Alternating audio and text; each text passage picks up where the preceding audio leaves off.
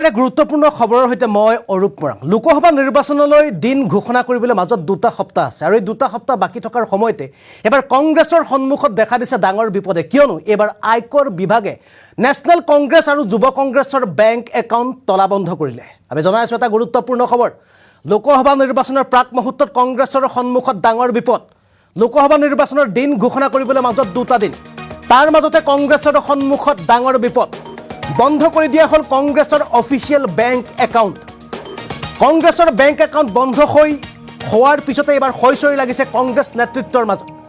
কৰ ন্যায়াধিকৰণে বন্ধ কৰিছিল যুৱ কংগ্ৰেছ আৰু নেশ্যনেল কংগ্ৰেছৰ bank account. Bank account fridge হোৱাৰ পাছতে কংগ্ৰেছৰ সংবাদমেলৰ জৰিয়তে তীব্ৰ সমালোচনা বিজেপি চৰকাৰক। নেশ্যনেল কংগ্ৰেছ আৰু যুৱ কংগ্ৰেছৰ বেংক একাউণ্টৰ পৰা 210 কোটি টকাৰ হিচাপ বিচাৰিছিল। কংগ্ৰেছৰ অভিযোগ, এই টকা কোনো পুঁজিপতি বা উদ্যোগপতিৰ নাছিল। শেহতীয়া তথ্য অনুসৰি পুনৰ মুকলি কৰি দিয়া হৈছে কংগ্ৰেছৰ বেংক একাউণ্টসমূহ। আমি জনাই আছোঁ এটা গুৰুত্বপূৰ্ণ খবৰ। লোকসভা নিৰ্বাচনলৈ মাজত কেইটামান দিন বাকী আছে। হয়তো দুটা সপ্তাহৰ পাছতে নিৰ্বাচন আয়োগে ঘোষণা কৰিব লোকসভা নিৰ্বাচনৰ দিন বাৰ, আৰু তাৰ পূৰ্বে এইবাৰ কংগ্ৰেছৰ সন্মুখত ডাঙৰ বিপদে দেখা দিছে। কিয়নো আজিৰ দিনটোত দেখা পোৱা গৈছিল যে যুৱ কংগ্ৰেছৰ পৰা আৰম্ভ কৰি নেশ্যনেল কংগ্ৰেছৰ যি অফিচিয়েল বেংক একাউণ্ট আছিল, এই বেংক একাউণ্টক চিজ কৰি দিছে, অৰ্থাৎ বন্ধ কৰি দিয়া হৈছে আয়কৰ বিভাগৰ ফালৰ পৰা। আৰু আয়কৰ বিভাগে 210 কোটি টকাৰ হিচাপ বিচাৰিছে। 210 কোটি টকাৰ ৰিকভাৰী কৰিব বিচাৰিছে আয়কৰ বিভাগে। আৰু আয়কৰ বিভাগৰ এই মন্তব্যৰ পাছতে বা আয়কৰ বিভাগৰ এই সিদ্ধান্তৰ পাছতে কংগ্ৰেছে সংবাদমেলৰ আয়োজন কৰে আৰু এই সংবাদমেলৰ জৰিয়তে কেতবোৰ গুৰুত্বপূৰ্ণ অভিযোগ উত্থাপন কৰে। তেওঁলোকে কৈছে যে কংগ্ৰেছৰ বেংক একাউণ্টত যিবোৰ টকা জমা হৈছে, এয়া সাধাৰণ জনতাই সাহায্য হিচাপে কংগ্ৰেছলৈ প্ৰেৰণ কৰা ধন আছিল। আৰু এই ধনৰ বিৰুদ্ধে এবাৰ অভিযানত নামিছে আয়কৰ বিভাগে। আয়কৰ বিভাগে হিচাপ বিচাৰিছে 210 কোটি টকাৰ ৰিকভাৰী। ইতিমধ্যে শেহতীয়া তথ্য অনুসৰি কংগ্ৰেছৰ সংবাদমেলৰ পাছতে এইবাৰ পুনৰ মুকলি কৰি দিয়া হৈছে উক্ত বেংক একাউণ্ট। কিন্তু অচিৰে হয়তো উপযুক্ত তথ্য প্ৰমাণ দাঙি ধৰিব নোৱাৰিলে কংগ্ৰেছৰ অফিচিয়েল বেংক একাউণ্ট বন্ধ কৰি দিয়া হ'ব। আৰু নিৰ্বাচনৰ প্ৰাক মুহূৰ্তত এনেদৰে কংগ্ৰেছৰ bank account, official bank account যদি ফ্ৰিজ কৰি দিয়া হয়, তেন্তে নিঘাত বিপদত পৰিব কংগ্ৰেছ দল। কিয়নো আগন্তুক লোকসভা নিৰ্বাচনলৈ মাজত মাত্ৰ কেইটামান দিনহে বাকী। এই সময়ত আমাৰ কংগ্ৰেছৰ সংবাদমেল আছে। আমি পোনে পোনে কংগ্ৰেছৰ সেই বিশেষ সংবাদমেলখন দেখুৱাব বিচাৰিছোঁ। आप लोगों को जानकर के आश्चर्य होगा और सही मायने में दुख भी होगा कि हिंदुस्तान के अंदर लोकतंत्र पूरी तरीके से खत्म हो गई है, तालाबंदी लोकतंत्र की हो गई है। हम लोगों को परसों ये जानकारी मिली कि जो चेक हम लोग इशू कर रहे हैं, वो बैंक्स उस चेक को ऑनर नहीं कर रहे हैं। उसके ऊपर जब हम लोगों ने आगे छानबीन करी तो हमें बताया गया कि देश की मुख्य ऑपोजिशन पार्टी के सारे अकाउंट्स फ्रीज कर दिए गए हैं। कांग्रेस पार्टी के अकाउंट्स पर तालाबंदी हो गई है। कांग्रेस पार्टी के अकाउंट्स फ्रीज कर दिए गए हैं। हमारे देश में लोकतंत्र पर तालाबंदी हो गई है। और ये कांग्रेस पार्टी के अकाउंट्स फ्रीज नहीं हुए हैं, हमारे देश में डेमोक्रेसी फ्रीज हुई है। हैरानी की बात यह है कि जब 2 हफ्ते केवल यह हफ्ता चुनाव घोषणा के लिए रह गए हों, ऐसे समय में प्रमुख ऑपोजिशन पार्टी के अकाउंट फ्रीज करके यह सरकार क्या दिखाना चाहती है और किस आधार पर फ्रीज करे गए हैं, मैं आपको बताना चाहूंगा तो हास्यास्पद है। और ना केवल कांग्रेस पार्टी के, कल शाम को यूथ कांग्रेस के भी अकाउंट फ्रीज कर दिए गए। और यूथ कांग्रेस और कांग्रेस दोनों के अकाउंट्स जो फ्रीज करे गए हैं, 210 करोड़ की रिकवरी इनकम टैक्स डिपार्टमेंट ने यूथ कांग्रेस और कांग्रेस से मांगी। 210 करोड़ की कुल रिकवरी।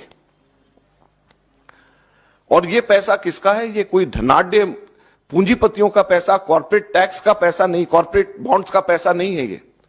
ये पैसा जो कांग्रेस पार्टी के अकाउंट्स में है वो ऑनलाइन जो हम लोगों ने क्राउड फंडिंग जो करा है उसका पैसा पड़ा हुआ है।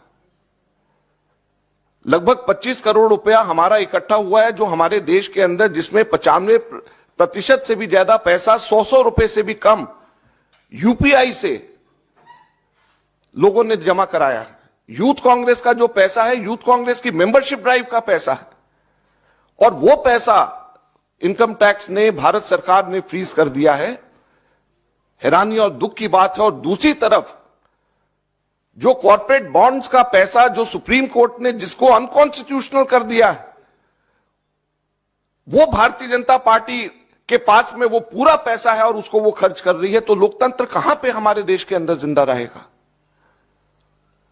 मैं इसलिए आज आपको बताना चाहता हूं और कहना चाहता हूं दुख से कि हमारे देश के अंदर लोकतंत्र खत्म हो गया है, लोकतंत्र पे बेड़ियां लग गई हैं, लोकतंत्र पे तालाबंदी हो गई है।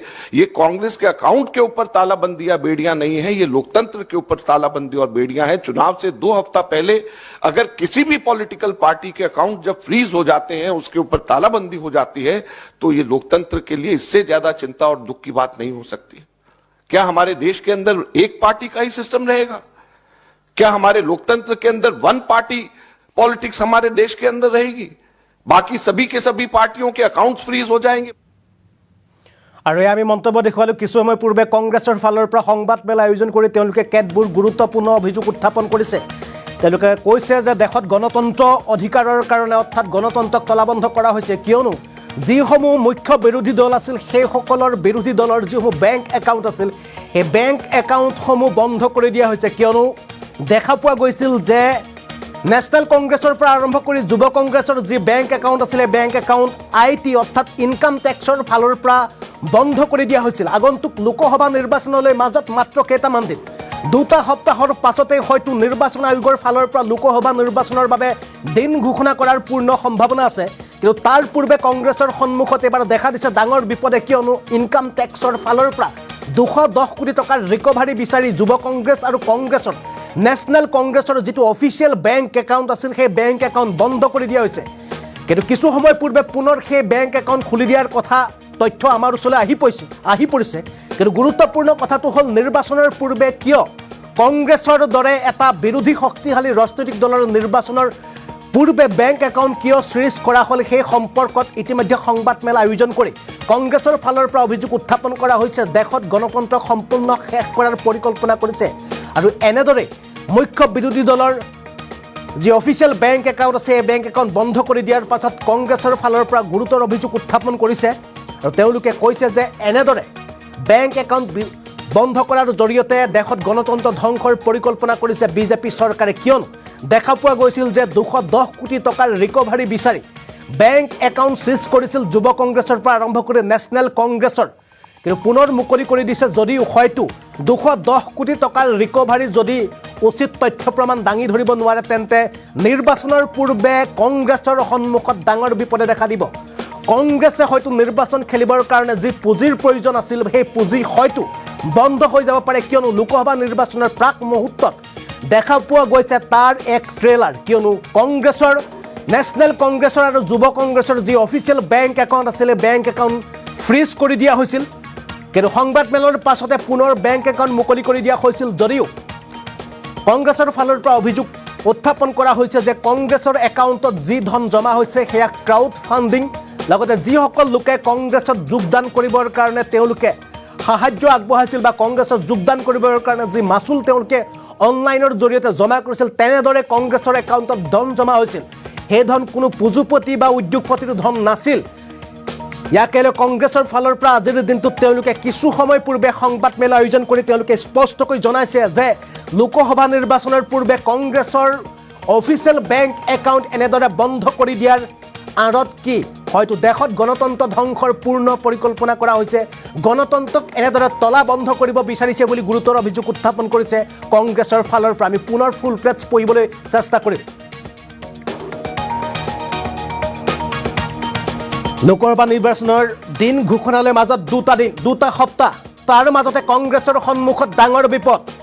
কংগ্ৰেছৰ সন্মুখত ডাঙৰ বিপদ বন্ধ কৰি দিয়া হ'ল কংগ্ৰেছৰ official bank account bank account বন্ধক লৈ হৈচৈ সৃষ্টি হৈছে কংগ্ৰেছ নেতৃত্বৰ মাজত কৰ ন্যায়াধিকৰণে অৰ্থাৎ ইনকাম টেক্সৰ ফালৰ পৰা বন্ধ কৰি দিয়া হৈছে বেংক একাউণ্ট ফ্ৰিজ হোৱাৰ পাছতে কংগ্ৰেছৰ মাজত তীব্ৰ প্ৰতিক্ৰিয়া সংবাদমেলৰ জৰিয়তে সমালোচনা বিজেপি চৰকাৰ নেশ্যনেল কংগ্ৰেছ আৰু যুৱ কংগ্ৰেছৰ বেংক একাউণ্টৰ পৰা 210 কোটি টকাৰ ৰিকভাৰী বিচাৰিছে ইনকাম টেক্সে কংগ্ৰেছৰ অভিযোগ এই টকা কোনো পুঁজিপতি বা উদ্যোগপতিৰ নাছিল কংগ্ৰেছৰ একাউণ্টত থকা সেয়া আছিল সাধাৰণ কংগ্ৰেছীৰ শেহতীয়া তথ্য অনুসৰি পিছে এই যি টকা আছিল এই বেংক একাউণ্ট যি বন্ধ কৰি দিয়া হৈছিল বেংক একাউণ্টক পুনৰ খুলি দিয়া হৈছে বা পুনৰ এক্টিভ কৰি দিয়া হৈছে বুলি জনোৱা হৈছে